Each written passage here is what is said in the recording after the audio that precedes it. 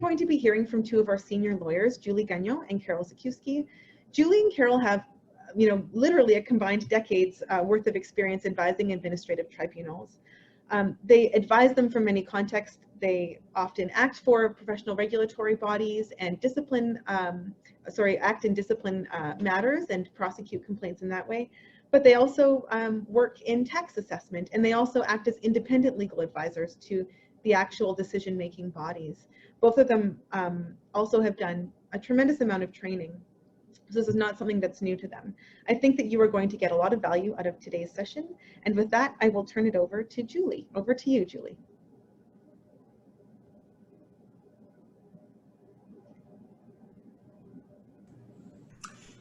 Thank you, Christine. All right, so we'll get started here. Just a quick overview of today's session. So we're going to be looking at choosing your platform, and that means what you'll be using to actually conduct your virtual hearing, whether that be Zoom, WebEx, Microsoft Teams, something like that. We're going to be talking about practicing in advance to make sure that you, as much as possible, can take care of any technical glitches or issues in advance of the hearing. There's always things that can arise on the day of, but if you are familiar with the platform you're using, that certainly can help streamline issues. We're going to look at tips for those of you attending a hearing, so whether you're attending as the chair, an administrator, a participant in the hearing. And then we will have tips for the hearing itself. We will be looking at issues of security and privacy, documents and how that would work in a virtual world. So that is looking at things like exhibits or written submissions from parties. And then we'll talk briefly about witnesses who may appear in your hearings and virtually, and issues to consider for witnesses. We have developed as well a guide called the Virtual Hearing Guide for Administrative Proceedings. It's available on our website, and it's a good resource in addition to today's webinar. In terms of helping you sort of navigate the new world that is virtual hearings, and it has checklists and things like that in the guide. So I would invite you to check out our website and have a look at that as well. Okay, so we're going to, as Christine had mentioned, we're going to be asking a few poll questions. So I'm going to start the poll. For this first question, you can check as many of the following things that apply to you. I'm going to start it, and I'm going to give everybody a little bit of time to answer. So the question is, what is your experience with virtual hearings? I have participated in multiple virtual hearings. I have limited experience with virtual hearings. I'm involved in planning to hold a virtual hearing. I have never participated in a virtual hearing. I have been the host for meetings using a virtual platform. I have been a participant in a virtual meeting, and I have never used a virtual meeting platform. We're going to give this a little bit more time.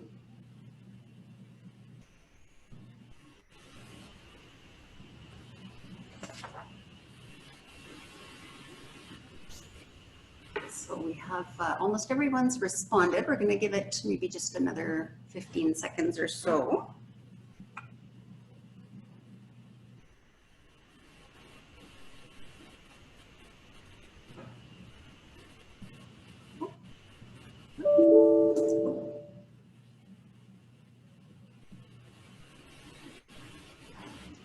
All right, so let's end the polling, and I will share the results. Okay, so about 12% have participated in multiple virtual hearings. 27% have limited experience with virtual hearings. 35% are involved in planning to hold a virtual hearing. 62% have never participated in a virtual hearing. 54% have been the host in a meeting. 69% have been a participant. And no one answered that they've never used a virtual meeting platform. I guess if you're here today, you have used a virtual meeting platform, so that answer is not surprising. My thought is, and Carol, I'm happy to have you weigh in on this. I think these results are not that surprising. I think if we did this session again in about 6 months, we would see that those who've been involved in multiple hearings, that those answers will go up. I'm getting a thumbs up from Carol. So, so I think that, like I said, I don't think it's surprising to say right now a lot of people maybe have had very limited participation in virtual hearings. Almost everyone has participated in meetings, again, which is not surprising. And as time goes on, I expect that more and more of you will have more extensive experience with virtual hearings. All right, so we'll move on.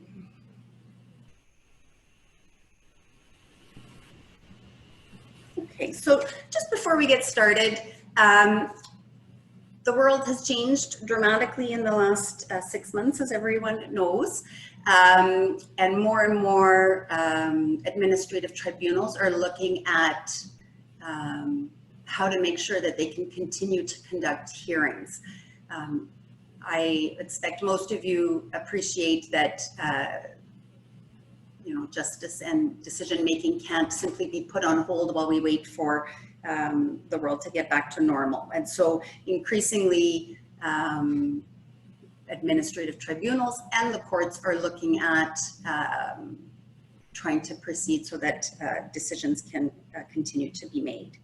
So we have had guidance, limited guidance, but we have had some guidance from the courts in the recent months. And I expect that as things go on, we will get more and more guidance from the courts with respect to virtual hearings. So this first case, Capic and Ford Motor Company of Australia Limited, is a decision from Australia. Justice Parham was the justice in that case.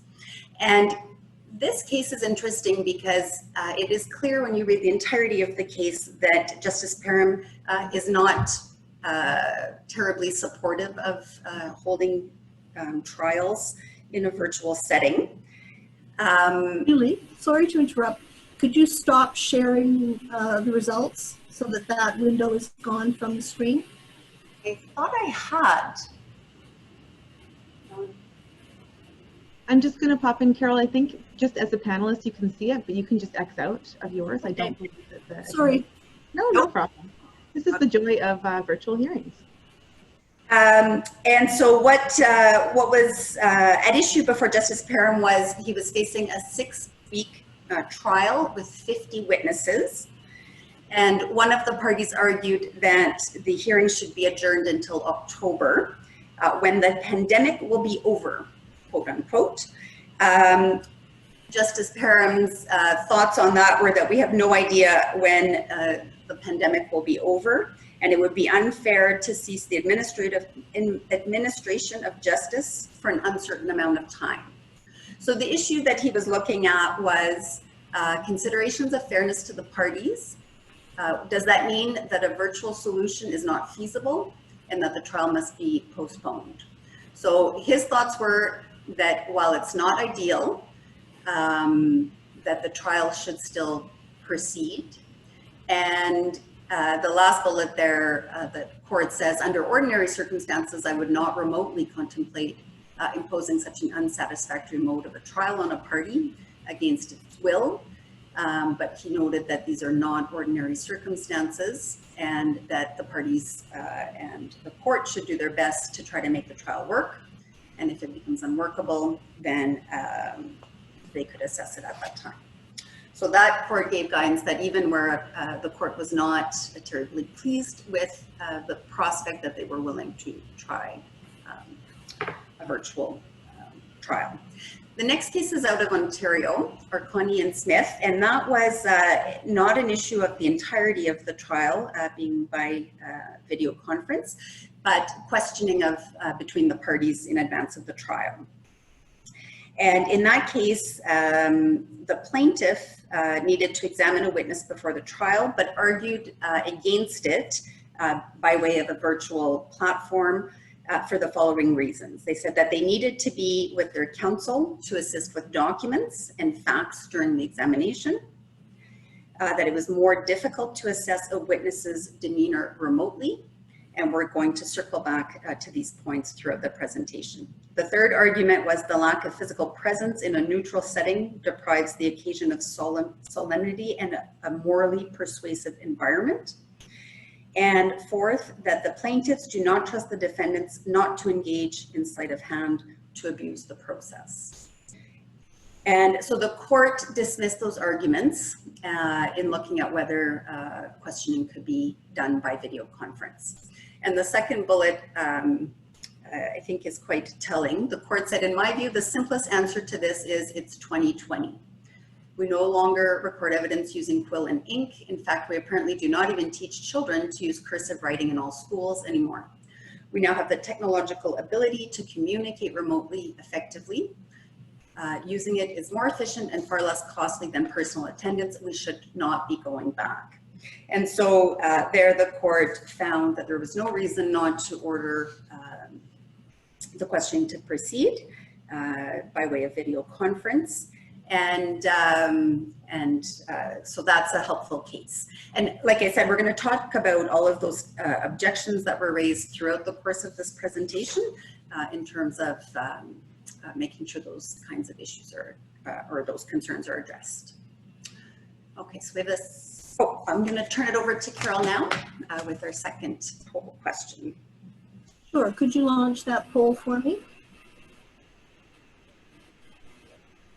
This one's a short snapper. So,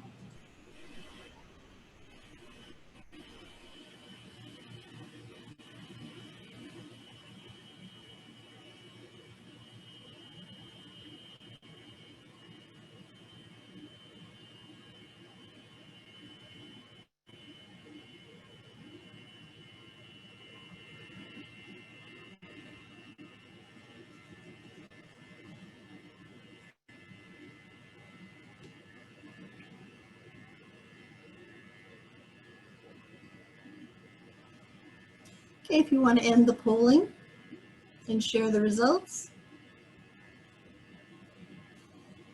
Well, that's interesting to me that because a couple of months ago, was at the I wish I'd never heard of virtual hearings stage. I'm not an early adopter of technology. I do not use my email and Word and my phone to its fullest capacity. So I have been sort of dragged into this. I would tick the box of I grudgingly accept that virtual hearings are here to stay.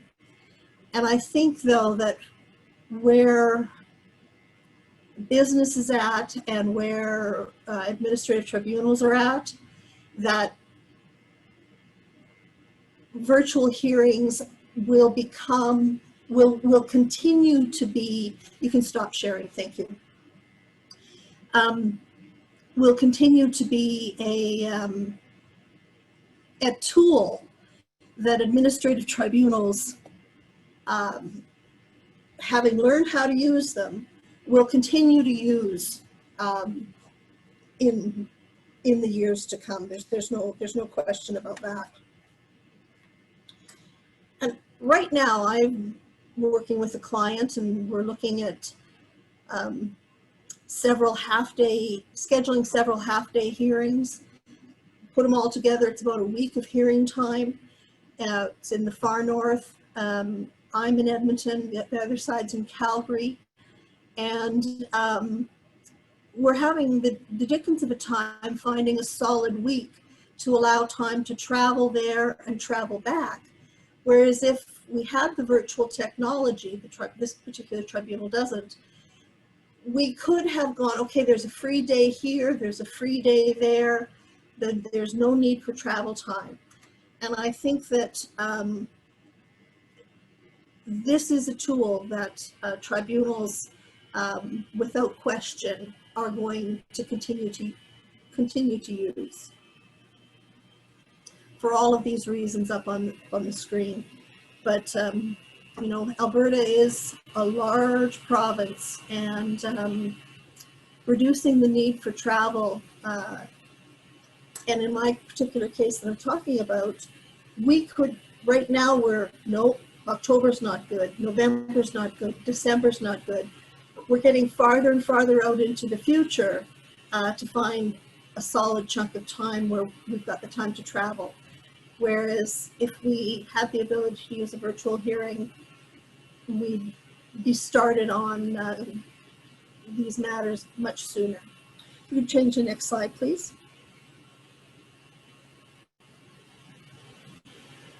I think that one of the largest resistance to the use of this technology in the hearing setting is because of a lack of familiarity with the technology. And I, as I said, grudgingly began to realize that it was a skill set that I needed to get up to speed on right away. And it's one that I'm continuing to learn more and more about. The reason I was a couple minutes late today is that I was doing a Zoom training session with tribunal members on evidence. And I go into Zoom to start the session, and little did I know that there's a camera on the front of your screen of your laptop, but apparently there's a camera at the back. And my camera, I don't know why, was showing the back. So I learned something new. And the staff of tribunals, people that appear regularly before tribunals, and decision makers have to invest in learning. You could turn to the next slide, please. There are a number of different platforms out there. The one that we're using right now is Zoom, and it's one of the popular ones. Another very popular one is WebEx, but there's Microsoft Teams, there's GoToMeeting. I think if you haven't chosen a platform, most of them have sort of free trials you can use of their technology. And so try them out and see which ones seem to work best for you. I've seen most of the platforms. The two that seem to offer the flexibility and tools that are most needed for hearings and seem to be the most popular are Zoom and WebEx. But I imagine that the other providers of the technology are going to be rapidly upgrading their systems. Another thing you can think of, if you do not have a large volume of hearings, and you don't have a lot of staff at your tribunal that can delve in and learn how to be the host and use the technology very well, there are a number of court reporter services that will run the technology for you. So that's something you can think of. The minimum type of requirements is having tools within the technology to protect against confidentiality. So that would be things like passwords, putting people in the waiting room and then have the administrator of the meeting allow that person in. You're going to want to check out the audio and the video. Another thing that we all know from hearings is from time to time, the parties need to go into a breakout room. And so if we're not in person and the people go out into a separate room, then the technology needs to be able to virtually put them into their own room. And then document sharing. So how can you use the technology to share documents? So for example, with Zoom, you can attach a PDF into the chat function that allows everybody to see it. Does the technology allow for screen sharing and highlighting a document on the screen? Next page, please. I think this is continuing on with some ideas about choosing your platform. It is a challenge if you are both the decision maker and the one that has to run the technology for the meeting. It can be done, but it's hard enough being the presiding officer of a panel, let alone being the one that runs the technology, puts people into breakout rooms, deals with technical problems when all of a sudden somebody's camera is showing off the back of their laptop, not the front, or people are having connectivity problems or don't know how to minimize something on your screen. So it's very nice if you have a staff person who can take charge of that. You may need to look at what the platform allows for how many participants can be part of, can attend. Excuse me.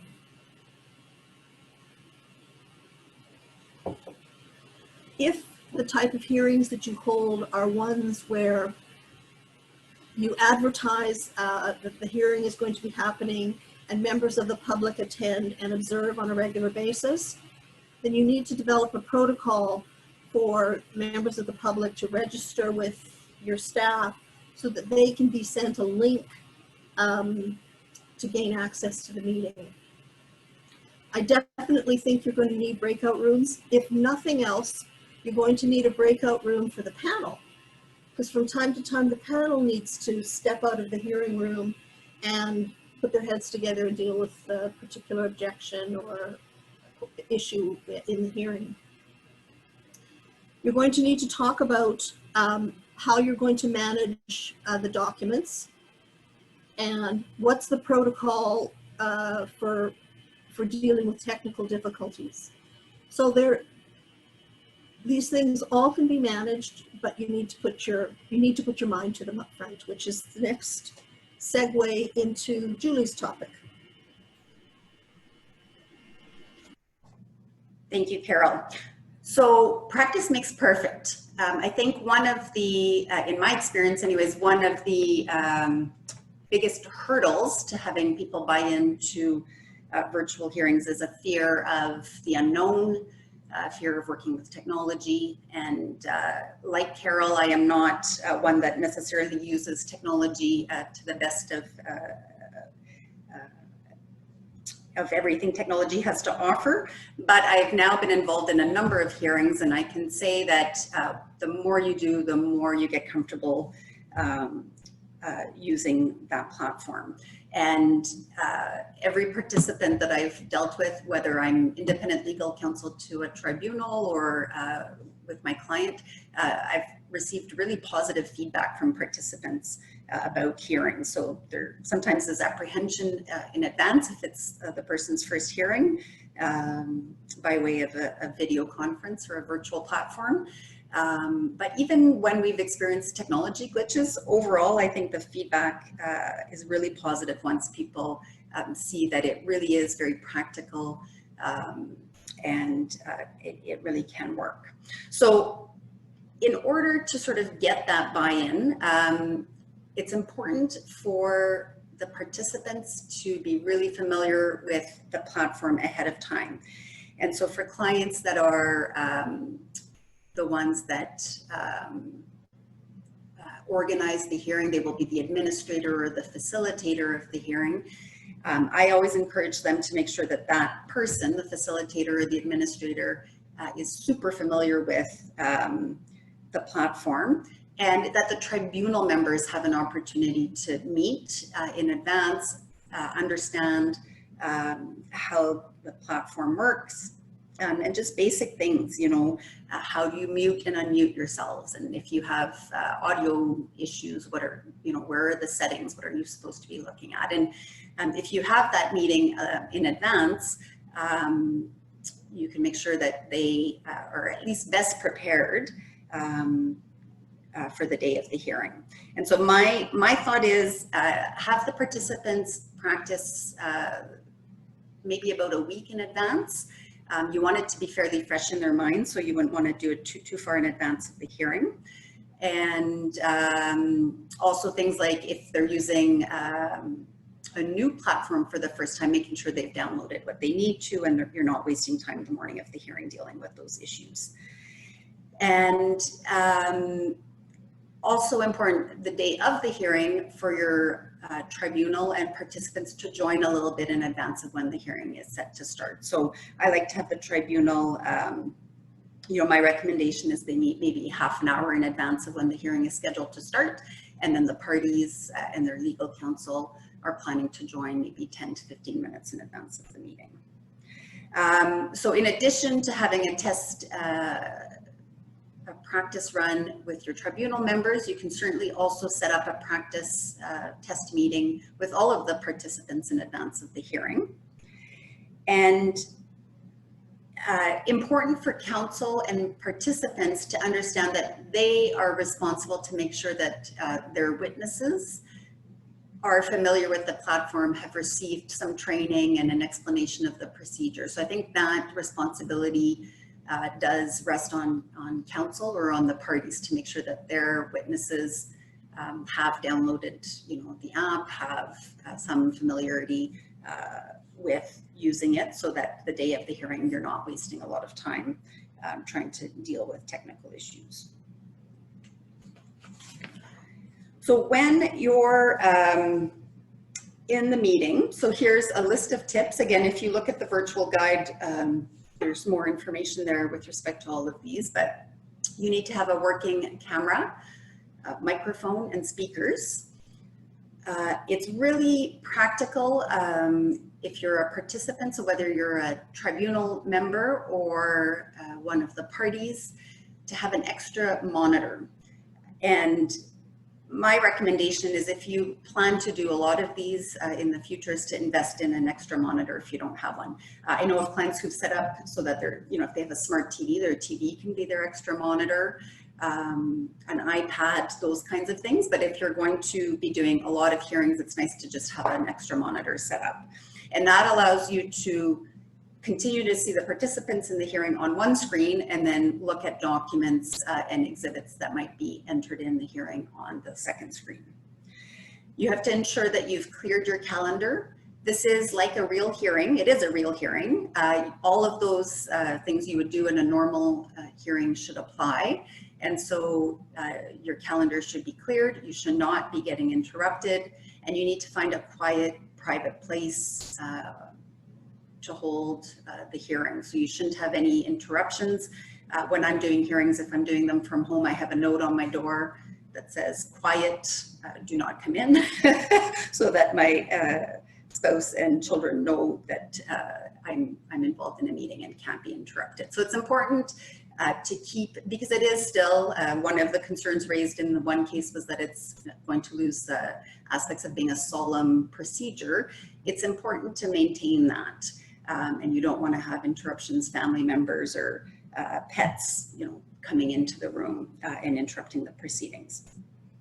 You want to have a reliable internet connection. That's really important. And sometimes just based on where people are located geographically, that, you know, internet is not always that reliable. One thing you can do is make sure that other people in your home aren't downloading, you know, or on the internet at the times that you're going to be using or doing the hearing.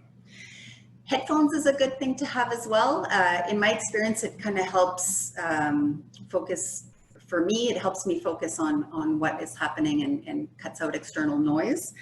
And I think sometimes it also helps with the sound, depending on how good your speaker is. If you have headphones, the speaker sometimes it helps with other people hearing you as well, and helps prevent some of that background feedback or noise that sometimes happen. You want to download the virtual platform in advance. We've talked about that already, just to make sure you're ready to go on the day of the hearing. Join in advance of the scheduled time to make sure, again, there's no technology issues or technical problems. You want to face the camera, and you can kind of play around with the position of your camera in advance to make sure that you know, people can see you. They're not seeing your ceiling. They're not seeing the view from the back of your computer, as Carol said. And it's good to position yourself either in front of or so that you have a blank wall behind you, or something that's not overly distracting. You want to wear appropriate clothing. Again, my thought is dress as you would dress for a hearing. And so those aspects of it being a, a somewhat formal process should be maintained. And when you're not speaking, it's good practice for everyone who's not speaking to have their audio on mute so that there's not a lot of background noise interfering with those who are speaking. You can also turn your camera off. Sometimes when there's a break, if you take the morning break or lunch break, people don't want to necessarily log out and have to log back in. So there you can mute your audio and shut off your camera, and then you can step away from your computer, and it's not distracting, and simply join back when it's time to proceed.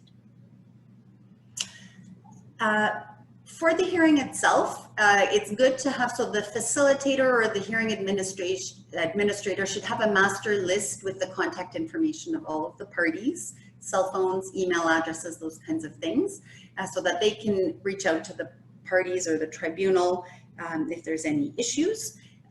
Where hearings are open to the public, if people have to make the request, which is preferable, I think, in these virtual hearings, the member of the public would request to be provided the link.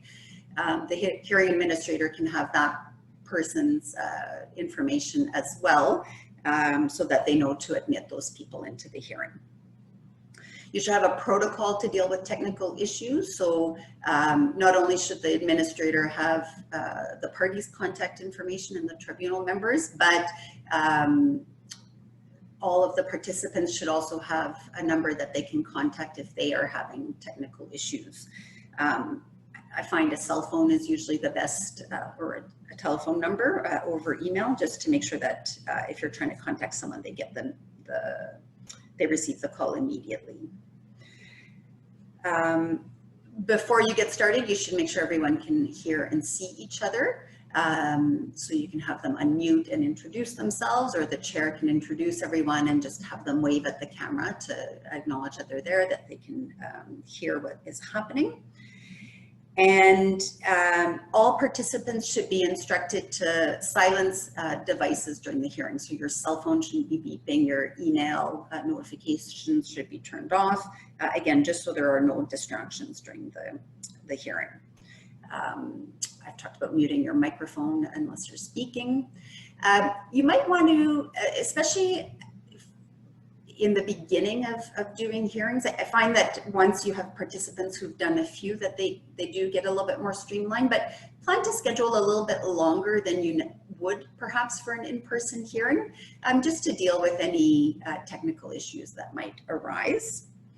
And make sure you schedule breaks. The first few that I did, because everybody just had to sort of step out of their home office and go grab a quick lunch in the house, we took really quick lunch breaks and morning and afternoon break. Participants still need a break. Tribunal members need a break. These are still just like an in-person hearing. They require all of your attention and focus, and they make for long days and can be draining. So my recommendation is schedule at least the same breaks you would for an in-person hearing. Take time for lunch break, and remember your court reporter as well. If you have one, they do need breaks as well. And maintain general etiquette. And so again, it should have the formality that an in-person hearing has. We shouldn't be losing that aspect of it. And I think in addition, sometimes in a virtual setting, it's easier to either lose your temper or act out or say something that you wouldn't necessarily say or do in an in-person hearing. It's a little bit like texting and email. It's easier to lose some of that etiquette. And so remember that this is a hearing. It's still formal. The chair should make sure that it is a solemn proceeding and that people are respectful, and be patient, especially with those that this is for whom this is a new experience. It can be very stressful to be doing a hearing using technology that you're not comfortable with. And so just be patient and check in with parties about whether they need breaks.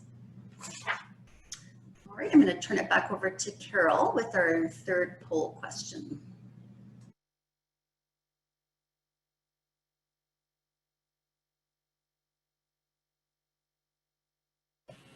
Sure, if you could launch the poll for me, please.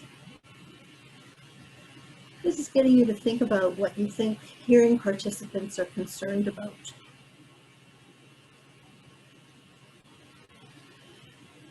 You can choose as many as you like.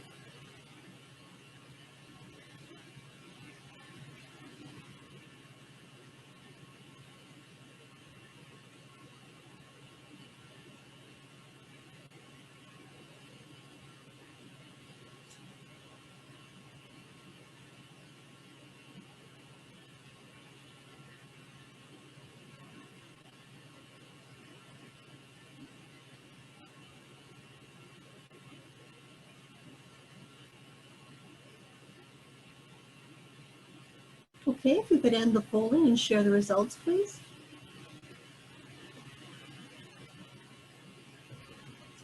Yeah, not too surprisingly, some of the main concerns, and probably the main concern, is unfamiliar with the technology. And if that's something that decision makers and their staff are concerned about, we know it'll also be something that the participants are concerned about. Security, yes. I think that's sharing, having the system administrator share with the participants the ways in which the technology protects security and confidentiality, then that's important. And all of the other things that people are concerned about, how will we manage documents? One of the things that we're going to dive into a little bit in this webinar is the effectiveness of witnesses, and can you as a decision maker still assess the credibility of their testimony in this fashion, and what are some of the differences? And one of the things that I think we need to recognize, and I echo,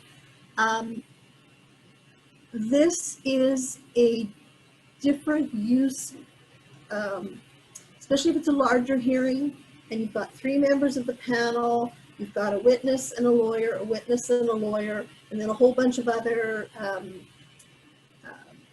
little thumbnail sketches of other people. It's a different sense, a different stimuli coming into our senses than we're ordinarily used to. And there's a phenomenon that people are realizing, and they're calling it Zoom fatigue, that this is a little bit more stressful.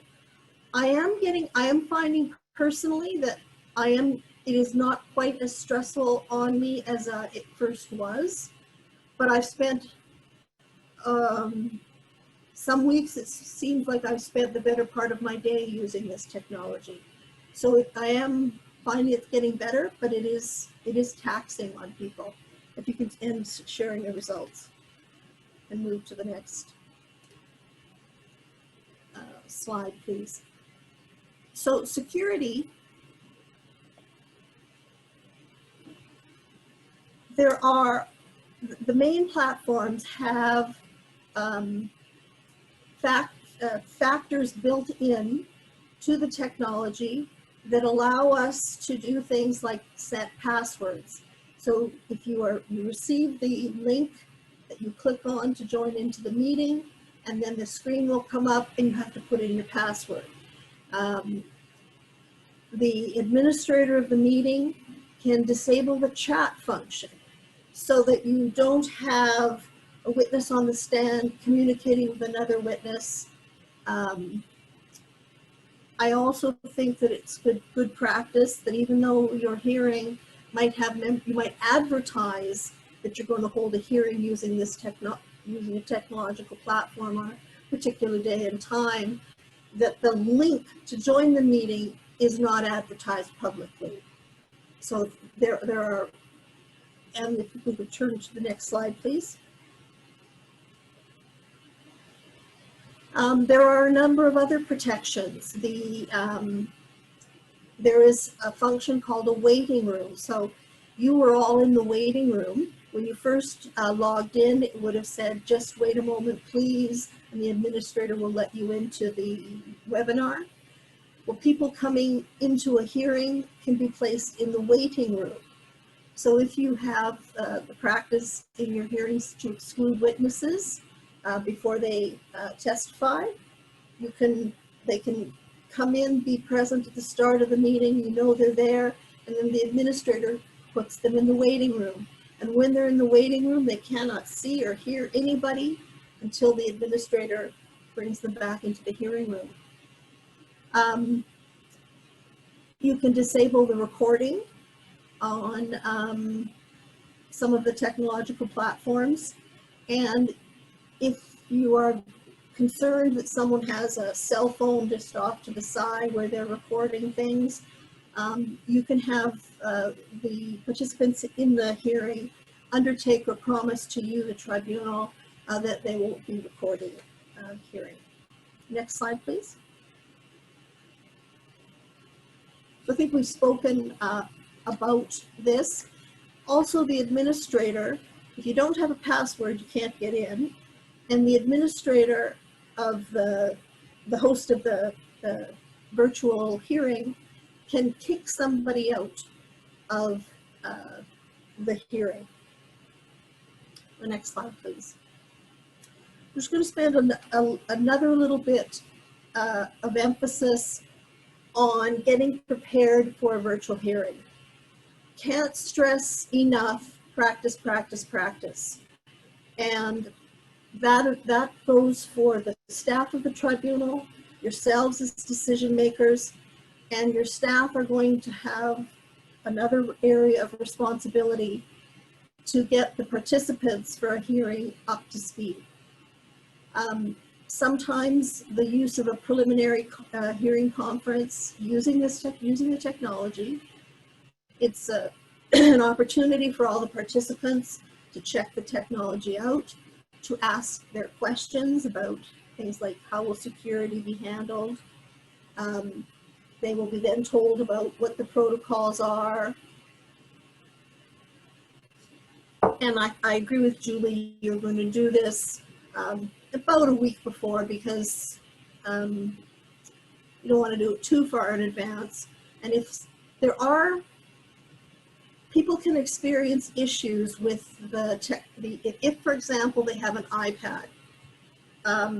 I was doing something the other day and one of the participants had an iPad, and for some reason the sharing documents function on the screen wouldn't work on the iPad.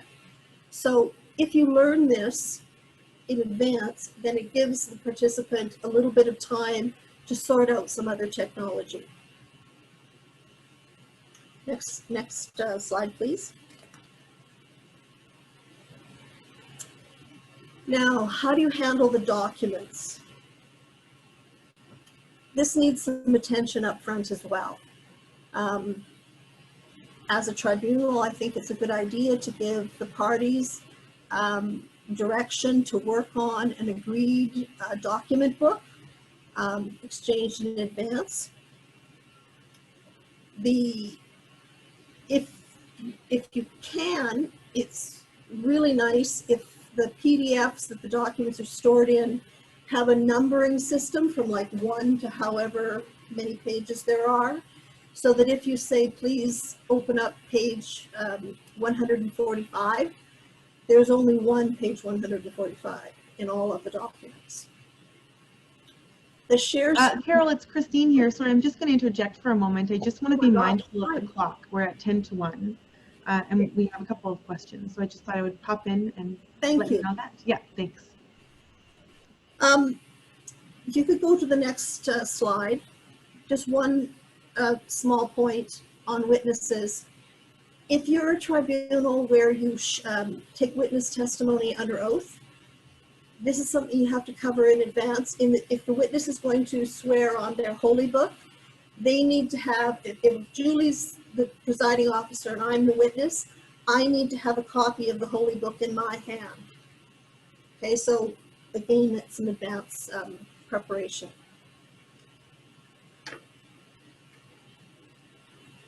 I'm going to switch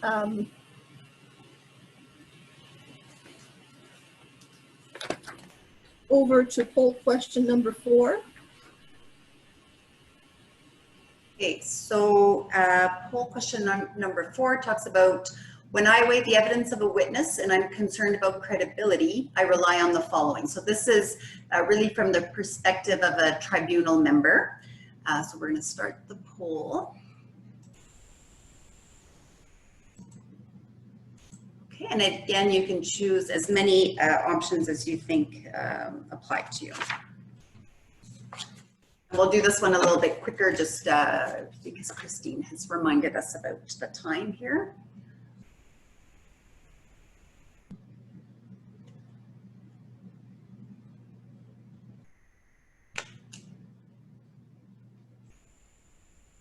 Okay, we'll give it a few more seconds.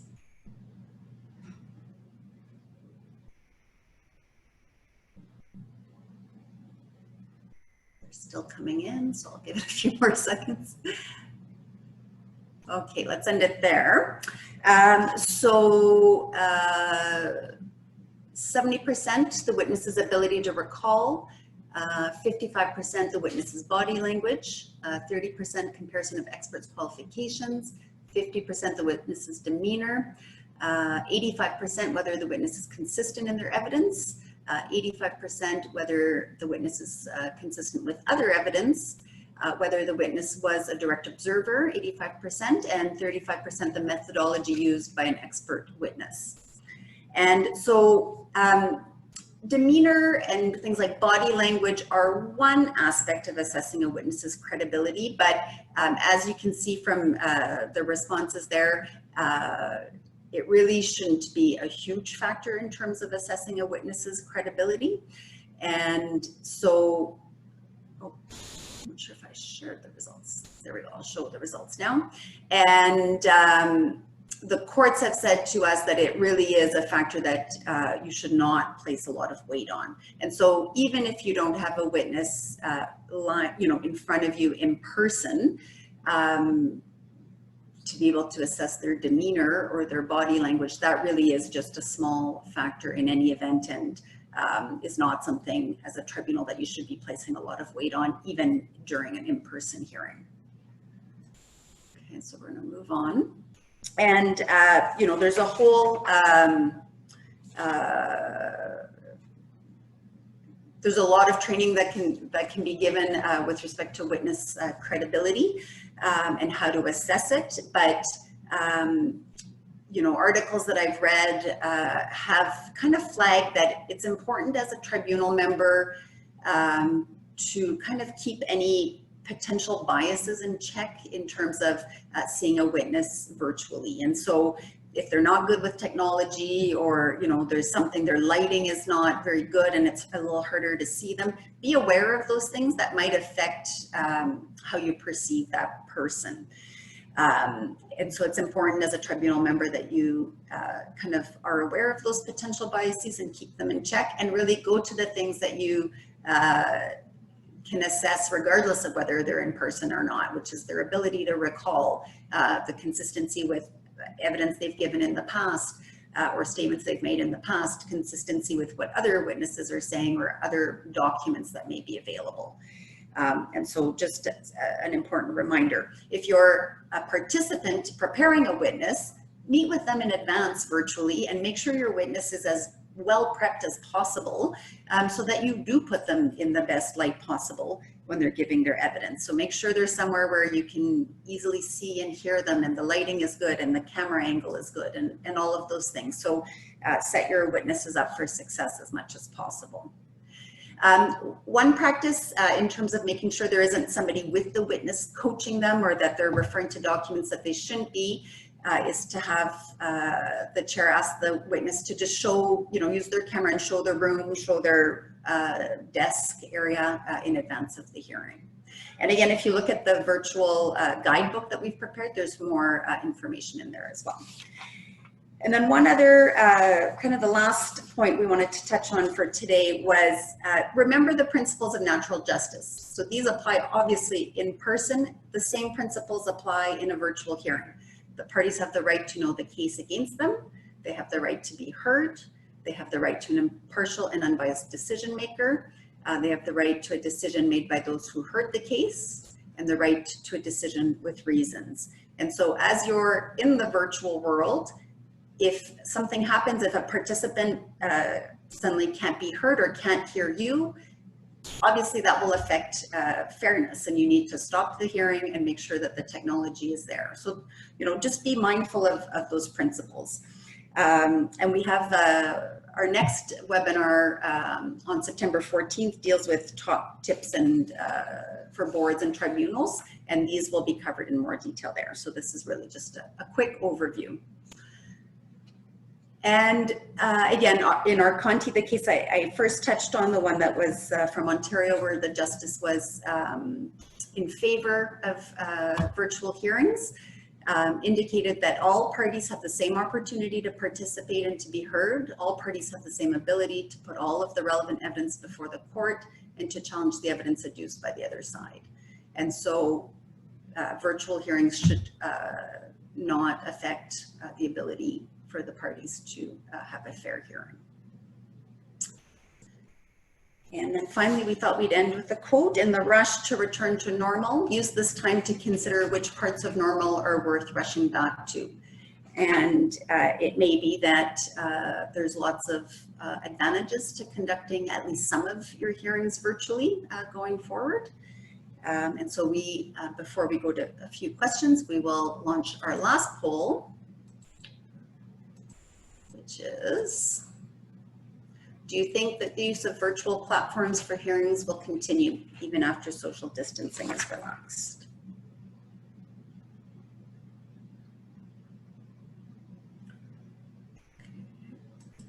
And I'll just end that poll really quickly. Sorry to those who didn't have a chance to vote, but the vast majority of people say yes. And that's my sense as well. I think there's lots of, like I said, good feedback and advantages to these types of hearings. And I suspect, at least in some form, they are here to stay. Okay. So thank you very much for attending. I think we have time for a couple of questions. Yeah, what I think we'll do, Julie, if it's okay with you, I'm just going to pop in. For those of you who have another thing to get to, you will be receiving a copy, a link to the recording of this webinar. So you can always join us for the questions now. But I think, so long as it works for you, Julie and Carol, that we can take a few minutes to answer questions for anyone who wants to stick around and hear those. For sure. Okay. Great. So one question that we got, well, before we turn to that, so thank you so much for to everyone for attending. And let's go into some questions here. So the first one that we have is, what are the legal ramifications for a witness or participant who breaches their promise to not record any part of the hearing? Carol, do you have some thoughts on that? Well, I cannot see the tribunal taking action against them. It's similar to when you're trying to protect the confidentiality of documents and you identify a document or part of a document as confidential and the witness promises or undertakes you to treat it as such and not to share with anybody. There's very little that you can do. I think it's largely relying on trust and faith. Those are my thoughts. Yeah, I think so. I mean, administrative tribunals don't have the same powers that a court has. So you can't hold someone in contempt, for example, if they break a promise. You know, the world that I work in is very largely professional regulatory. And I think if a member of a profession who was a participant breached a promise or an undertaking to that tribunal, I think there could be ramifications in terms of potential professional discipline, potentially. But if it's a member of the public who's attending as a witness or an observer, I think, again, there's little that can be done. And however, I think to try to balance that, you know, having the security features in place as much as possible to try to manage security and privacy is a good way to address that issue. Another question, and this maybe is one for Carol. What alternatives do you have if your technology doesn't have breakout rooms? Well, you have to probably either turn the camera off, turn the microphone off, let your parties all get on a conference call with each other, or you, the panel, have to do that too, and then come back. So you're using cell phones, email, which is not as efficient and will probably take a little longer, but that's what I would do. Yeah, and that's in the early days that I participated in hearings where that was what we did as well. And I mean, it still works. It, you know, gets the job done. It's not as smooth as having breakout rooms, but it can still work for sure. Another question, should the board have their video running at all times during the hearing? My thought is yes. Carol is nodding yes as well. I think it's important for the participants to be able to see the decision makers, make sure, you know, they know that they're there, they're engaged, they're listening. You know, I have had one hearing where the member was having, the tribunal member was having technical issues and joined by audio. No objections were raised. It was in fact a hearing that was going by consent. But I think ideally you want your tribunal members to have video, the video running at all times. It takes me back to the principle of procedural fairness. They who hear must decide. And what the classic example, there's a Court of Appeal case in Alberta on a subdivision development appeal board where one of the 3-member panel, for an unknown reason, a witness is on the stand, left the hearing room, physically left the hearing room for 2 minutes, came back, nobody did anything, the hearing kept going, they participated in the decision making, and the Court of Appeal overturned it because of breach of they who hear must decide. Yeah. So yeah, a panel needs, the parties need to know they're there. Yeah, agreed. Yeah, for sure. And then another question that has come in is, can the tribunal be held liable for any security breaches that end up causing some form of harm to a participant? You know, I'm not aware of any cases that have decided that issue. You know, my thought is, so long as appropriate steps have been taken, similar to an in-person hearing, as long as appropriate steps have been taken to address privacy and security, I would think that the likelihood of liability is very low. But like I said, I'm not aware of any cases. I think those issues can arise whether you're in person or virtual. Carol, what are your thoughts? Yeah, we also have to remember that the premise underlying our courts, and there's also underlying our administrative tribunals, is that it is a public process. So that it's called the open court principle. So the protection of privacy, yes, it's done, but it is sort of the exception rather than the rule. And if you've taken, you know, your reasonable precautions and things that we've spoken about, you've done what you can. Yeah, that's a good point. And I think that's right. Okay, so I think those are all of the questions that we had. Thank you again, everyone, and I'll turn it over to Christine, perhaps, to... Sure. You know me, I've always got something to add. No, yeah, thanks again to echo Julie's comments. We appreciate you taking an hour out of your day to join us. A couple of reminders. You will get a link to a recording of this webinar. You'll also be getting a link to the virtual hearing guide that our presenters referenced today. So it's we house that on our website. You'll be receiving a link to that. And this information, much of what we spoke about today is contained in there, and there's other tips and tricks as well. We also, for any of you who might be members of panels with professional regulatory organizations, we have a virtual hearing guide specifically for professional regulators. So if you're interested in receiving that, please reach out to us, clientrelations@rmrf.com, and we can send you a link to that. And other than that, one more last reminder that our next session is in September, and Julie said it's going to be top tips for administrative decision makers, and we sort of have been calling it informally a crash course in administrative law. So it could be a really good refresher if you are a longtime tribunal member, or if someone is newer in their role as a member. It's really great foundational knowledge, so I'd encourage all of you guys to register for that. And enjoy the last few weeks of summer before the days get even shorter and everything gets chillier. Thanks, everyone. Bye-bye.